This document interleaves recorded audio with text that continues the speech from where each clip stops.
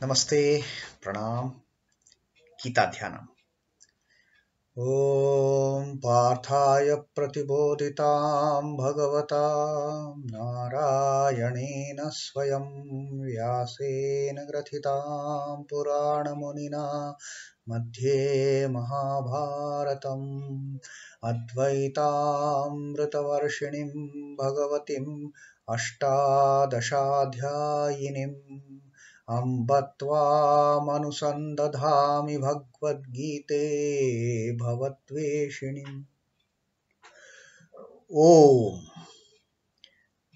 O Bhagavad Gita, with which Lord Narayana himself enlightened Arjuna, Partha, which was brought into Mahabharata, which was included in Mahabharata by that ancient sage Vyasa,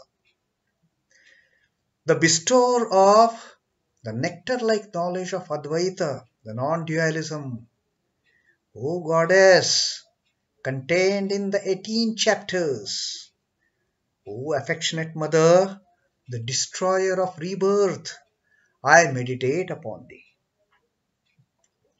Now, Krishna Vandana. Vasudeva Sutam Devam Kansa Chanura Mardanam Devaki Paramanandam Krishnam Vande Jagatgurum.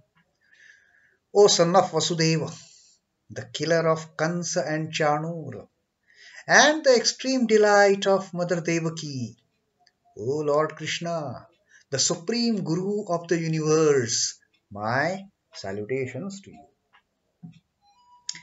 And now we come with the reading of Shloka number 15 of the first Adhyaya of Srimad Bhagavad Gita, Arjuna Vishad Yoga. Panchajanyam Hrishikesho Devadattam Dhananjayah Paundram Dadmau Mahashankham Bhima Karma Vrukodaraha. Now these are all the unfamiliar names, so-called unfamiliar, because these are being used for the first time in the Bhagavad Gita, the names for Lord Sri Krishna, Arjuna and Bhima. What does it mean? Panchajanyam Hrishikesho. Panchajanya is the conch of Lord Sri Krishna, who is named here as Rishikesha. So Panchajanya was blown by Rishikesha, Sri Krishna. Devadattam Dhananjayaha, the conch by name Devadatta, was blown by Dhananjaya, means Arjun. Paundram Datmau Mahashankham, and another mighty conch by name Poundra was blown by Bhima Karma Vrukodaraha, by that doer of the gigantic deeds, Bhima Karma, doer of the gigantic deeds, Vrukodaraha, the one having belly of a wolf, that is the second of the Pandavas, Bhima. So these three warriors, three people from Pandava side. Krishna is not a warrior. He is just a charioteer. So three people from the Pandava army blew these three conches. The Panchajanya by Rishikesha, Devadatta by Arjuna, and Poundra by Bhima. Now, let us come to the commentary by Swami Chidbhavananda. Rishikesh means the Lord of the mind and the senses. This name is applied to Sri Krishna. This term connotes Sri Krishna in particular. He is ever the master of the mind and the senses. The master and controller of the mind and the senses is Sri Krishna. In no act of his, he has been carried away by the turbulent senses.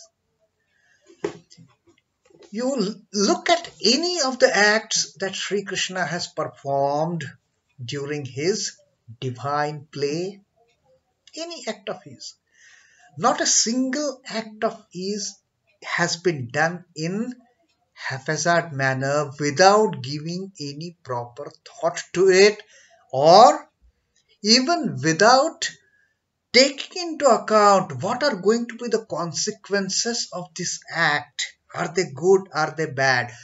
Those acts of Sri Krishna have always been well thought of, because he is the master of sense. He doesn't get carried away. No emotional outbursts. No. It happened only once during the Mahabharata war. And that was because of the greatness of Pitamaha Bhishma. That maybe we will talk about later. All his acts, they were without the outburst of emotions. He alone, who is the master of senses, is capable of executing any undertaking nobly and virtuously. Even if it is a matter of slaying some demons, it was done in a very virtuous manner.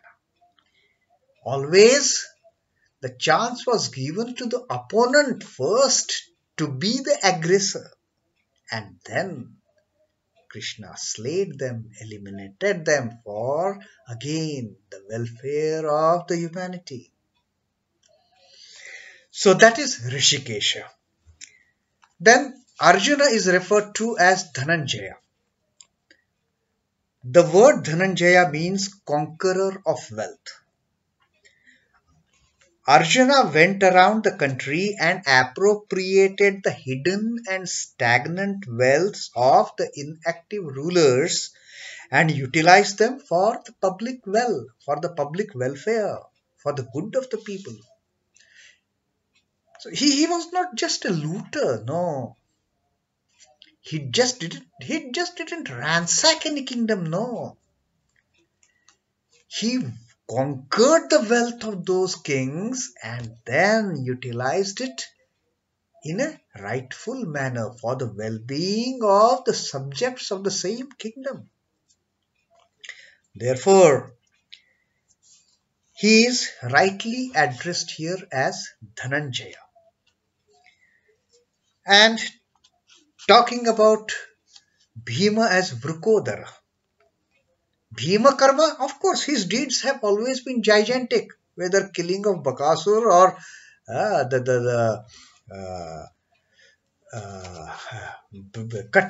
breaking open that the house of Maya Jal, or even digging the earth, ground underneath when their house of lac was burnt down.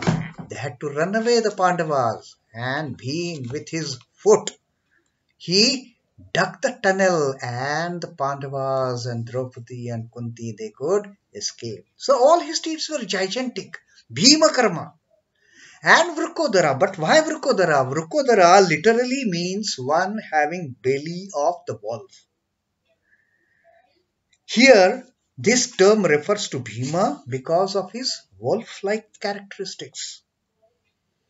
Now it is further explained. The wolf's belly is concave and not bulged out. The bellies of other animals, mostly they are bulged out. But that of the wolf, whatsoever food he may eat, it is always concave. It is sunken in. The beast is noted by its keen hunger and great digestive power. And Bhima too has these traits. So he is called Vrukodara. A person of strong digestive power is very smart in all his doings. Very true. If we overeat a bit, we have to take antacids,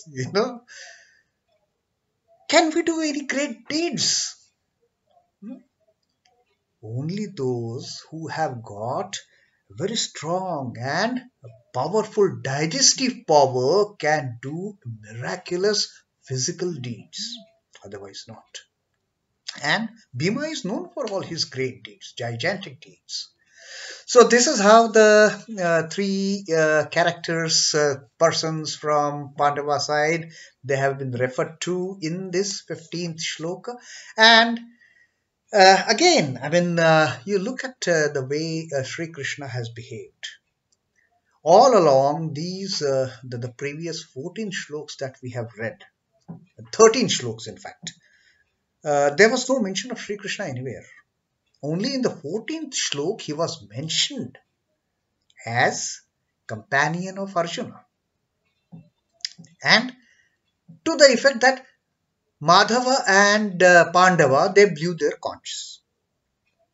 But earlier, all the 13 shlokas that Sanjay narrated to Dhritarashtra were pertaining to Duryodhana, and when Duryodhana's talking went haywire, it became kind of a no consequence, I mean, no point of utility. Then Bhishma intervened. He gave the lion roar and blew his mighty conch, followed by the entire Kaurava army playing their war instruments, the trumpets, the tabors, the cow horns, the conchs, and thereby Bhishma played the role of aggressor of the war. The war was started by Kauravas. The war cry was first given by Kauravas, not Pandavas.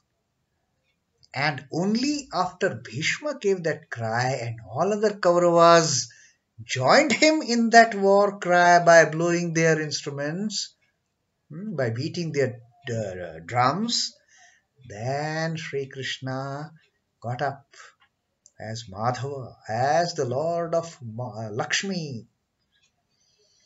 He got up, he blew his conch and reciprocated the aggression shown by Kaurava camp by way of the war cry. He reciprocated his own manner, followed by Krishna was Pandava Arjuna. And now in the 15th shlok, we knew exactly which conch was blown by which. The Panchajanya by Rishikesha, Devadatta by Dhananjaya, and Poundra by Bhima.